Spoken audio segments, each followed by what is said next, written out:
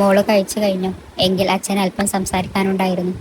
പത്മിനി കഴിച്ചു കൈ കഴുകുന്നതിനിടയിൽ അച്ഛൻ അങ്ങനെ പറഞ്ഞപ്പോൾ അവൾക്ക് ഉറപ്പായിരുന്നു അത് ഹരിയുടെ കാര്യം പറയാൻ ആയിരിക്കുമെന്ന്. കൈ കഴുകി തുടച്ചു അച്ഛനരികിലേക്ക് ചെല്ലുമ്പോൾ ബാൽക്കണിയുടെ പിന്നിലായി നിലാവത്തേക്ക് നോക്കി നിൽക്കുകയായിരുന്നു അച്ഛൻ. എന്താണ് സംസാരിക്കണം എന്ന് പറഞ്ഞത്? അച്ഛൻ്റെ അരികിലേക്ക് നീങ്ങിക്കൊണ്ട് പത്മിനി ചോദിച്ചപ്പോൾ അയാളൊന്നും മിണ്ടാതെ തിരിഞ്ഞു നോക്കി. അല്പനേരത്തെ മൗനത്തിന് ശേഷം അയാൾ ചോദിച്ചു, നിനക്കെന്താണ് പറ്റിയത്? ഒരിക്കലും ഇല്ലാത്ത പോലെ നീ ബിസിനസ് കാര്യങ്ങളിൽ ഇടപെടുന്നു. എനിക്കറിയാം, നീയാണ് ഇതെല്ലാം നോക്കി നടത്തേണ്ടത്. നിന്റെ കൈകളിൽ തന്നെയാണ് എല്ലാം. നിനക്കുള്ളതാണ് ഈ കാണുന്നതൊക്കെ. പക്ഷെ ഒരു കാരണവും ഇല്ലാതെ ഹരിയെ അവൻ നല്ല പയ്യനാണ്. എല്ലാ കണക്കുകളും കൃത്യമായി അറിയാവുന്ന, എല്ലാ കാര്യങ്ങളും നോക്കി നടത്തുന്ന നല്ലൊരു പയ്യൻ. എന്തിനാണ് നീ എന്തിനാണ് അവനെ പറഞ്ഞയച്ചത്? ഉത്തരത്തിനായി കാത്തുനിന്ന അയാളെ നിരാശപ്പെടുത്തി അവൾ പറഞ്ഞു, പ്രത്യേകിച്ച് കാരണം ഒന്നും തന്നെയില്ല. ഇനിയിപ്പോൾ ഞാൻ ഉണ്ടല്ലോ, ഞാൻ നോക്കി നടത്തിക്കോളാമല്ല. അവൾ നിസ്സാരമായി പറഞ്ഞു കഴിഞ്ഞപ്പോൾ അയാൾ വിശ്വാസം വരാതെ വീണ്ടും ചോദിച്ചു, ഒരു കാരണവും ഇല്ലാതെ ഒരാളെ പറഞ്ഞേക്കുക, അതും ഏറ്റവും വിശ്വാസം നിറഞ്ഞ ഒരാളെ?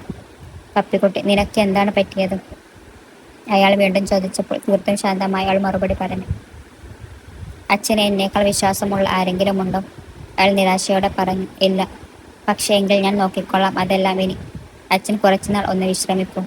അവൾ പറഞ്ഞു തീരുമ്പോൾ പ്രായമായ മനുഷ്യൻ്റെ അരികിലേക്ക് കുറച്ചു നീങ്ങി നിന്നു. അയാൾ അവളെ ചേർത്ത് പിടിച്ചു. ജീവിതത്തിൽ മകളോളം മറ്റാരെയും അത്രമേൽ സ്നേഹിച്ചിട്ടില്ല എന്ന് ഒരൽപ്പം വാത്സല്യത്തോട് ഓർത്തു. ഒരു മകൾ അനുഭവിക്കുന്ന എല്ലാ സന്തോഷങ്ങൾക്കും കാരണക്കാരൻ അവളുടെ അച്ഛനാവും എന്ന മനോഹരമായ തിരിച്ചറിവിൽ അവൾ അയാളുടെ നെറ്റിൽ അമർത്തിയൊന്ന് ചുംബിച്ചു. പിറ്റേന്ന് രാവിലെ പത്മിനി അമ്പലത്തിൽ പോവാനായി ധാവണിയെടുത്തു. തലയിൽ മുല്ലപ്പൂ ചോടി പുറത്തേക്ക് ഇറങ്ങിയ സമയത്താണ് ഹരിയെ കണ്ടത്. മുറ്റത്തെ മാവിൻ ചോട്ടിൽ അയാൾ ചാരി നിൽക്കുന്നത് കണ്ടാണ് അവൾ കാര്യസ്ഥനായ രാഘവേട്ടനെയും അടുത്ത് നിൽപ്പുണ്ട്. പത്മിനിയെ കണ്ടതും ഹരി പെട്ടെന്ന് അല്പം വിനയത്തോടെ പിറകിലേക്ക് നീങ്ങി നിന്നു. ഹരിയെ തുറച്ചു നോക്കി അവൾ കാര്യമെന്താണെന്ന് ചോദിച്ചപ്പോൾ രാഘവേട്ടനാണ് മറുപടി പറഞ്ഞത്. കുഞ്ഞ്, ഇവൻ്റെ ശമ്പളം ഈ മാസം അല്പം മുൻകൂറായി കൊടുക്കണം. ഇടയ്ക്ക് പൈസക്ക് ആവശ്യം വരുമ്പോൾ അങ്ങനെ സാധാരണ ചെയ്യാറുണ്ട്. ഒരുപാട് പ്രാരാബ്ദങ്ങൾ ഉള്ള കൂട്ടത്തിലാണ്. പത്മിനി അല്പം നീരസത്തോടെ മറുപടി പറഞ്ഞു, അതിനിപ്പോൾ രാഘവേട്ട, ഈ പ്രാരാബ്ദങ്ങൾ എന്ന് പറയുന്നത് എല്ലാവർക്കും ഉണ്ട്. നോക്കൂ, ഇവിടെ തന്നെ നമ്മൾ പോകുന്ന സമയത്ത് തന്നെ വേറൊരു ബസ്സും ഓടുന്നുണ്ട്. സ്വാഭാവികമായും നമ്മുടെ ബസ്സിൽ ആളുകൾ കയറുന്നത് തന്നെ കുറച്ച് കുറഞ്ഞിട്ടുണ്ട്. നമ്മുടെ കമ്പനിയിൽ ലോഡ് വരാൻ പെൻഡിങ് റിംഗ് ആവുന്നുണ്ട്. നമ്മൾ ഉദ്ദേശിച്ചതിലും ചില കമ്പനികൾ നമുക്ക് കമ്പനിയുമായുള്ള കരാറിൽ നിന്നും പിൻവാങ്ങുന്നുണ്ട്. അതുകൊണ്ട് പ്രാരാബ്ദ കണക്കുകൾ ദയവായി ആരും പറയാതിരിക്കുക. അവൾ അത് പറഞ്ഞു കഴിഞ്ഞപ്പോൾ ഹരിയുടെ മുഖത്ത് നോവ് പടർന്നിരുന്നു. മോളെ, അത് രാഘവേട്ടൻ തലച്ചൊറിഞ്ഞുകൊണ്ട് അവളെ ദയനീയമായി ഒന്ന് നോക്കി. എങ്കിൽ പകുതി മതി, പകുതി മാസാവസാനം കഴിഞ്ഞു കൊടുത്താൽ മതി. പാവങ്ങളാണ് മോളെ. പിന്നെ രാഘവേട്ട, എനിക്ക് അമ്പലത്തിൽ ഒന്ന് പോകണം. അച്ഛനും അമ്മയും ചന്ദ്രമാമയുടെ വീട് വരെയും പോയിരിക്കുകയാണ്. എന്നെ അമ്പലം വരെയും ഒന്ന് കൊണ്ടാക്കണം. അവളത് പറഞ്ഞുകൊണ്ട് കാറിൽ കയറുമ്പോൾ രാഘവേട്ടൻ അവളെ തടഞ്ഞുകൊണ്ട് പറഞ്ഞു, കുഞ്ഞെ, എനിക്ക് ഈ വണ്ടി ഓടിക്കാൻ അറിയില്ലല്ലോ. അമ്പലത്തിൽ ഇന്ന് തന്നെ പോകണമെന്നുണ്ടോ? എങ്കിൽ വേറെ ഒരു വണ്ടി ശരിയാക്കി തരാം. അവൾ അല്പനേരം ചിന്തിച്ചിട്ട് പറഞ്ഞു, അല്ലെങ്കിൽ വേണ്ട. ഇയാൾക്ക് വണ്ടി ഓടിക്കാൻ അറിയുമോ? ഹരിയെ നോക്കി അവൾ ചോദിക്കുമ്പോൾ അല്പം വിക്കലോടെ അറിയാം എന്നവൻ മറുപടി പറഞ്ഞു. എങ്കിൽ അയാൾ വണ്ടി എടുക്കട്ടെ എന്ന് പറഞ്ഞ് ധാവണി ചുരുട്ടിപ്പിടിച്ചു അവൾ വണ്ടിയിലേക്ക് കയറി. ഹരി താല്പര്യം ഇല്ലാഞ്ഞിട്ടും നിഷേധിക്കാൻ കഴിയാത്തൊരു തരം അവസ്ഥയോടെ വന്ന് വണ്ടിയെടുത്തു മുന്നിലേക്ക് കുതിച്ചു. പത്മിനി അസ്വസ്ഥയോടെ മുഖം തിരിച്ചു എന്നിട്ട് പറഞ്ഞു, ആലോചിക്കട്ടെ. ആദ്യം ഇവൻ്റെ അഹങ്കാരം കുറച്ചൊന്ന് കുറയട്ടെ. പത്മിനി മുഖം കൊട്ടി പറയുമ്പോൾ അവൻ മുഖം തിരിച്ചു കഴിഞ്ഞിരുന്നു. അമ്പലത്തേക്കുള്ള വഴിയിൽ ആരും പരസ്പരം അങ്ങോട്ടും ഒന്നും മിണ്ടയില്ല. ആലിൻ്റെ പക്കത്ത് വണ്ടി ഒതുക്കി ഹരി മാറി നിന്നപ്പോഴാണ് പത്മിനി കാറിൽ ഇരുന്ന് കൈകൊട്ടി വിളിച്ചത്. ഡോർ തുറന്നു തരൂ എന്നവളുടെ നിർദ്ദേശത്തിൽ ഒന്നും മിണ്ടാതെ അവൻ ഡോർ തുറന്നു കൊടുത്തു. ശരിക്കും കാറിൽ നിന്നിറങ്ങി അവളെ കാണാൻ പ്രത്യേകൊരു ചന്തമായിരുന്നു. നടന്നു പോകുന്ന പെണ്ണുങ്ങൾ കുശുമ്പോടെ അവളെ നോക്കി. ചെറുപ്പക്കാർ ഇവൾ ആര് എന്നുള്ള മട്ടിൽ ഞെട്ടി നോക്കി. പ്രായമായവർ ഇവൾ ഏത് വീട്ടിലാണെന്ന് പരസ്പരം ചോദിച്ചു. അവൾ പുഞ്ചിരിച്ചുകൊണ്ട് മുന്നിലേക്ക് നടന്നു നീങ്ങിയപ്പോൾ ഹരിയുടെ മനസ്സ് കുറച്ചു പിറകിലോട്ട് പോയി. ആ സമയത്ത് പത്മിനി കണ്ണടച്ച് പ്രാർത്ഥിക്കുകയായിരുന്നു. അയാളുടെ ഓർമ്മയിൽ അപ്പോൾ 4ാം തരം വരെയും ബോർഡിംഗ് പഠിച്ചിട്ട് മുടി തോളറ്റം വരെയും മുറിച്ചിട്ട ഒരു പെണ്ണിനെ ഓർമ്മ വന്നു. വെള്ളം കണ്ടാൽ പേടിച്ചു വിറക്കുന്ന ഒരു പെണ്ണ്. അതൊരു സുഖമാണെന്ന് പിന്നീട് അവൾ പറഞ്ഞിരുന്നു. ഒരിക്കൽ രാഘവേട്ടൻ്റെ കയ്യിൽ പിടിച്ച് പാലം കടന്നു വരുന്ന വഴി കൈ തെറ്റി വീട്ടിലേക്ക് വീണെന്ന് ഓർമ്മ വന്നു. അന്ന് പെട്ടെന്ന് ഷോക്കായി നിന്നു പോയ രാഘവേട്ടന് മുന്നിലൂടെ ഒരു മെലിഞ്ഞ പയ്യൻ അവളെ വാരിയെടുത്ത് അവൾ ഓർത്തു. അബോധാവസ്ഥയിൽ ഏതോ ഭയങ്കരമായ ഒരു ലോകത്ത് അവൾ കിടക്കുമ്പോഴും ചുറ്റും ആരോ അലറി വിളിക്കുന്നുണ്ട്. ഹരി!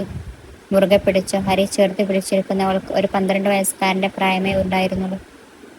കുറച്ചുകൂടെ മുതിർന്നപ്പോൾ പാടത്ത് പന്തുരുട്ടി കളിക്കുന്നത് കണ്ടിട്ടുണ്ട്. മിണ്ടാൻ ആഗ്രഹിച്ചപ്പോഴൊക്കെ തന്നെയൊന്ന് ശ്രദ്ധിക്കുക പോലും ചെയ്യാതെ പോകുന്ന ഒരുവൻ. ഒരിക്കലെങ്കിലും കാണുമ്പോൾ ഒരു നന്ദി പറയണം എന്നാഗ്രഹിച്ചിട്ടുണ്ട്. പക്ഷേ എന്തോ ഒരു ഉൾഭയമായിരുന്നു. ഒറ്റയ്ക്ക് വളർന്നതിൻ്റെയും പങ്കുവെക്കാൻ നല്ലൊരു കൂട്ടുകാർ ഇല്ലാത്തത് കൊണ്ടും. 10ാം തരത്തിൽ പഠിക്കുന്ന ഒരു സമയത്ത് രാവിലെ കോടിയേറ്റത്തിൻ്റെ അന്ന് ഒരിക്കൽ മുന്നിൽ ചെന്ന് സംസാരിക്കാൻ നിന്നിട്ടുണ്ട്. നീ ഏതാ കൊച്ചെ എന്നൊറ്റ ചോദ്യത്തിൽ അന്ന് ഉരുകിയൊലിച്ചു പോയിരുന്നു. പണ്ടപ്പോയോ വെള്ളത്തിൽ വീണ്ട ശബ്ദത്തിൻ്റെ കണക്കും പറയാൻ ചെന്നിട്ട് ഒന്നും മിണ്ടാതെ പോയിട്ടുണ്ട്. പിന്നെ പോയൊക്കെ കണ്ടിരുന്നു. കാറിൽ താൻ സ്കൂളിൽ പോകുമ്പോൾ ആരുടെയെങ്കിലും തോട്ടിൽ മാവിൽ കല്ലെറിഞ്ഞുകൊണ്ട് നിൽക്കുന്നത്. ബസ്കുട്ടിയിലെ കയറ്റില്ല എന്ന പരാതിയിൽ നെഞ്ചു വിടർത്തി ഒറ്റക്കെട്ടായി സമരം നടത്തുന്നത്. ഓണത്തിൻ്റെ പങ്കുപറ്റാൻ ക്ലബിൽ രസീതുമായി വീട്ടിൽ വരുന്നത്. ഏറ്റവും വെളുപ്പിനെ സ്കൂൾ യൂണിഫോം ഇട്ട് പത്രം ഇടാൻ വരുന്നത്. ഞായറാഴ്ച ദിവസങ്ങളിൽ അച്ചുവേട്ടൻ്റെ കൂടെ കാറ്ററിങ്ങിന് പോകുന്നത്. അങ്ങനെ അറിയാതെ കാണാതെ എത്രയോ തവണ കണ്ടിരുന്നു. ഏറ്റവും ദുഃഖം തോന്നിയത് ട്യൂഷൻ കഴിഞ്ഞു വരുന്ന വളവിൽ വെച്ച് ചുരുണ്ട മുടിയുള്ള ഒരു പെണ്ണിൻ്റെ കൈ പിടിച്ച് നടന്നു പോയത് കണ്ടപ്പോഴാണ്. സത്യം പറഞ്ഞാൽ ഒരിക്കൽ പോലും മിണ്ടാതെ തന്നെയൊന്നും നല്ലപോലെ കാണുക പോലും ചെയ്യാത്ത മനുഷ്യൻ മറ്റൊരു പെണ്ണിനെ കൈ പിടിച്ച് ചേർത്ത് ഒരുമിച്ച് നടന്നു പോകുന്നത് കണ്ടു. എന്തിനാണ് ഇങ്ങനെ വിഷമിക്കുന്നത് എന്ന് പല ആവർത്തി മനസ്സിനോട് ചോദിച്ച ചോദ്യമാണ്. എന്നും അറിയില്ല. ബസ്സിൽ അന്ന് കണ്ടപ്പോൾ ശരിക്കും മിണ്ടണം എന്ന് കരുതിയത് തന്നെയാണ്. പക്ഷെ അയാളെ കാണാൻ വേണ്ടി മാത്രം പോയപ്പോഴൊക്കെ ഒന്ന് നോക്കുക പോലും ചെയ്യാതിരുന്നതിൻ്റെ സങ്കടം മുഴുവൻ ഇങ്ങനെ തീർക്കുകയാണ് ചെയ്തത്. അമ്പലത്തിൻ്റെ പടികൾ ഇറങ്ങി പത്മിനി വരുമ്പോൾ മടക്കി വെച്ചിരുന്ന മുണ്ട് താഴെക്കിട്ട് ഭവ്യതയോടെ ഡോർ തുറന്നു കൊടുത്തത് കണ്ടപ്പോൾ ശരിക്കും പത്മിനിക്ക് ചിരിപൊട്ടി. വീട്ടിലേക്ക് പോകുന്ന വഴിയിൽ ഒന്നും മിണ്ടാതെ വണ്ടി ഓടിച്ചു പോകുന്ന മനുഷ്യനെ കണ്ടവൾക്ക് വല്ലായ്ക തോന്നി. വീടിലേക്ക് ചെന്ന് ഡോർ തുറന്നു കൊടുക്കുമ്പോൾ മുഖത്തേക്ക് നോക്കുന്നില്ല. ഒന്ന് കണ്ടവൾക്ക് സങ്കടം തോന്നി. ഹരി വണ്ടി ഒതുക്കി എടുക്കുമ്പോൾ അവൾ പിന്നിൽ നിന്നായി ഉറക്കെ വിളിച്ചു പറഞ്ഞു, ഓഫീസിലേക്ക് വരാൻ. തുടർന്ന് ഓഫീസിൽ ചെന്നപ്പോൾ പകുതി ശമ്പളത്തിൽ നിന്നും അല്പം കൂടെ ചേർത്ത് നൽകിക്കൊണ്ട് അവൾ പറഞ്ഞു, പരീക്ഷയുടെ കാര്യം ഞാൻ പറഞ്ഞിരുന്നു. പക്ഷെ ഉടനെ വേണ്ട, പതിയെ മതി. പറയുമ്പോൾ ഹരി അവളെ ആശ്വാസത്തോടെ നോക്കി. കൈകൾ കൂപ്പി തിരിച്ചു നടക്കാൻ തുടങ്ങിയപ്പോഴാണ് അവൾ വീണ്ടും വിളിച്ചത്. എന്നിട്ട് അവൻ്റെ അരികിലേക്ക് നീങ്ങി നിന്ന് പറഞ്ഞു, നാളെ പിറന്നാൾ ആണ്. വലിയ ആഘോഷമൊന്നുമില്ല. എങ്കിലും ഹരി വരണം. അത് പറഞ്ഞപ്പോൾ ഹരി ചെറുതായി പുഞ്ചിരിച്ചു കൊണ്ട് പറഞ്ഞു, വരാം. പൈസയുമായി തിരികെ നടന്നു പോകുന്ന ഹരി അവൾ നോക്കി നിന്നു. വെള്ളത്തിൽ വീണു പാതി ബോധം മറിയുന്നതിന് മുമ്പ് ചേർത്ത് പിടിച്ച മെല്ലിച്ച കൈകളെ ഓർത്തപ്പോൾ അവളുടെ കണ്ണുകൾ നിറഞ്ഞു വന്നു. ഹരി വീട്ടിലേക്ക് വന്ന് കയറിയപ്പോയി കണ്ടത് അച്ഛൻ മുതൽ തുണിയെല്ലാം ഒതുക്കി വാരി അലക്കിയിടുന്ന അനുജനെയാണ്. ഹരി പേരെടുത്തവനെ വിളിക്കുമ്പോൾ കൈ ഒന്ന് ഉയർത്തി കാണിച്ചുകൊണ്ട് അവൻ ജോലി തുടർന്നു. അച്ഛൻ്റെ അരികിലേക്ക് ചെല്ലുമ്പോൾ അയാൾ അവനെ പുഞ്ചിരിച്ചു കൊണ്ട് നോക്കി. ഹരിക്ക് ഏറ്റവും ഇഷ്ടമുള്ള കാര്യമാണത്. അയാളുടെ ഏറ്റവും മോശാവസ്ഥയിൽ കൂടെ കടന്നു പോകുമ്പോഴും പുഞ്ചിരിയോടെ നിൽക്കുന്ന ഒരു മനുഷ്യൻ. അത് കാണുമ്പോൾ ഹരിയുടെ മനസ്സ് നിറയും. ആ ഒറ്റ ചോദ്യത്തിൽ ഹരി വല്ലാതെ ആയിപ്പോയി. അച്ഛൻ്റെ മുഖം കൈകളിൽ എടുത്ത് കണ്ണു നീറി അവൻ പറഞ്ഞു, എങ്ങനെ അച്ഛാ, ഞങ്ങൾക്ക് വേണ്ടി ജീവിതത്തിൽ അല്പം പോലും തിരിച്ചു തരാൻ പറ്റണില്ല എന്ന വിഷമം മാത്രമേ ഉള്ളൂ. അവനത് പറഞ്ഞപ്പോൾ ആ മനുഷ്യൻ വീണ്ടും പുഞ്ചിരിച്ചു. ചായ ഊതി അച്ഛൻ്റെ വായിൽ കോരി കൊടുത്ത ശേഷം അല്പം ബ്രെഡും മുറിച്ചു കൊടുത്തു. അവസാനം തോർത്ത് മുണ്ടിൻ്റെ അറ്റം വെച്ച് അച്ഛൻ്റെ വായും മുഖവും തുടച്ചു കൊടുത്തു മാറാൻ തുടങ്ങിയപ്പോഴാണ് അച്ഛൻ വീണ്ടും പിറകിൽ നിന്ന് വിളിച്ചത്. എന്താണ് അച്ഛാ എന്ന് തിരിച്ചു ചോദിക്കുമ്പോൾ അച്ഛൻ തുറന്നിട്ട ജനാലക്കരികിൽ നിന്ന് പുറത്തേക്ക് നോക്കി പറഞ്ഞു, ജീവിതം ഒന്നേ ഉള്ളൂ, ആസ്വദിക്കുക. നിന്റെ ജീവിതത്തിൽ ഏറ്റവും നല്ല സമയമാണ് കടന്നു പോകുന്നത്. നമ്മളെ വേണ്ട എന്ന് പറഞ്ഞു പോയ ഒരാളുടെ ഓർമ്മകൾ കാരണം അതില്ലാതെയാക്കരുത്.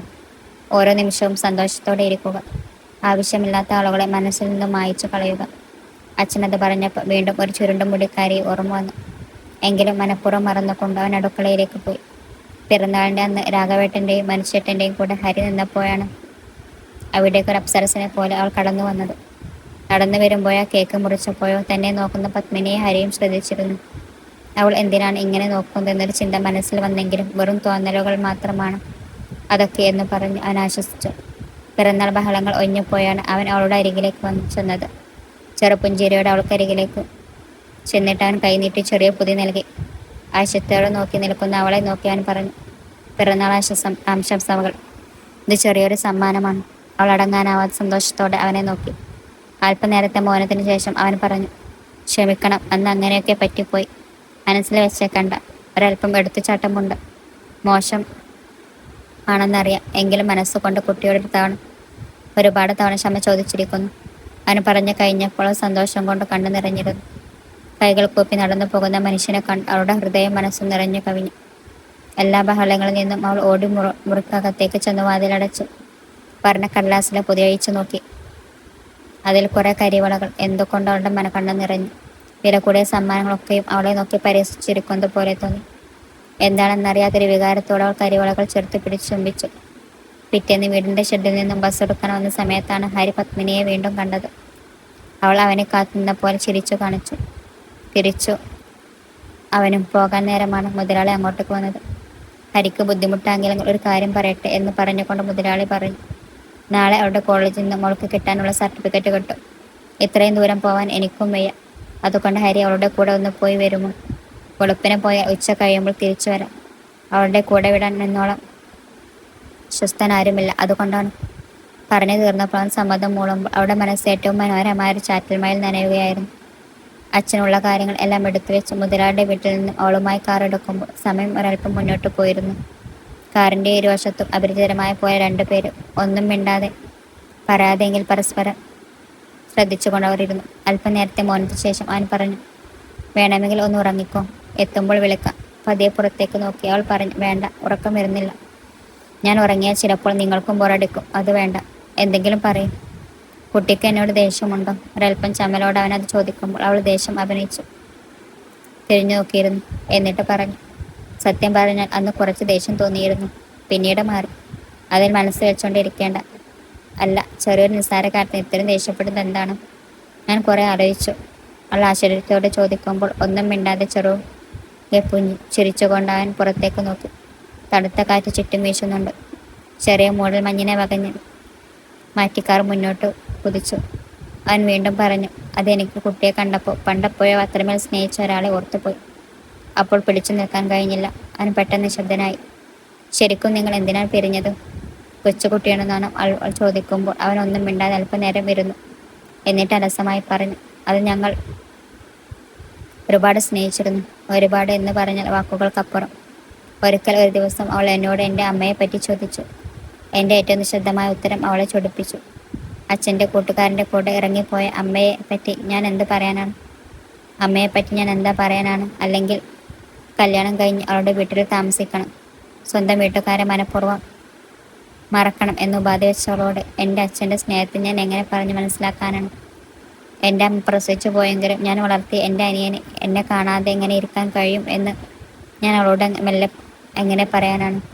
അങ്ങനെ ഒത്തുപോവില്ല എന്ന് തോന്നിയപ്പോൾ ഞങ്ങൾ പിരിഞ്ഞു. സങ്കടമുണ്ടോ എന്ന് ചോദിച്ചാൽ ഉണ്ട്. അവളെ ഓർക്കാത്തൊരു നിമിഷം പോലും എൻ്റെ ജീവിതത്തിൽ ഇല്ല. പക്ഷെ വിട്ടുകളഞ്ഞതാൽ കുറ്റബോധം ഉണ്ടോ എന്ന് ചോദിച്ചാൽ ഇല്ല എന്നാണ് ഉത്തരം. കാരണം എൻ്റെ സ്നേഹം മനസ്സിലാക്കി മനക്കി കൊടുക്കാൻ കഴിയില്ല. അനുഭവിക്കുമ്പോഴാണ് അതിന് ഭംഗിയേറുന്നത്. അത് മനസ്സിലാക്കാൻ അവൾക്ക് കഴിയാതെ പോയി. അവസാന വാക്കുകളിൽ ഹരിയുടെ ശബ്ദം ഇടറിയത് കണ്ടു. പിന്നീടൊന്നും പറയാതെ അവൾ പുറത്തെ കാഴ്ചകളിലേക്ക് നോക്കിയിരുന്നു. മനസ്സിൽ അപ്പോൾ ഭംഗിയേറിയൊരു മുഖം തെളിഞ്ഞു വന്നു. അതിന് ഹരിയുടെ മുഖം ആയിരുന്നു.